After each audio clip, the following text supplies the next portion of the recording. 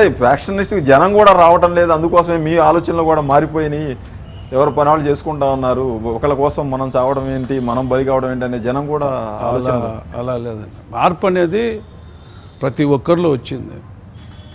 ఇప్పుడు ఎందుకంటే ఇప్పుడు రౌడీజం చేసే వాళ్ళు కూడా వాళ్ళ పిల్లలు కూడా క్వశ్చన్ చేసే పరిస్థితికి వచ్చింది.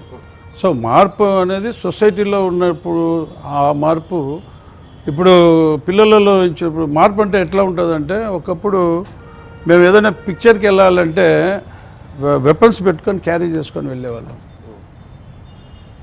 సినిమాకి వెళ్ళాలంటే వెళ్తుంటే ఇక్కడైనా హైదరాబాద్లో అయినా ఎక్కడైనా చుట్టూ నలుగురు మనుషులు ఉండాల్సిందే, వెపన్స్ ఉండాల్సిందే. ఇంకా అప్పట్లో వెహికల్స్ వెళ్తూ ఉంటే ఆ మూల ఈ వల్ల ఇద్దరు కారుకు కట్టుకొని కత్తులు తిప్పుకుంటూ పోయే పరిస్థితి. అదే సొసైటీలో తిరిగినాం.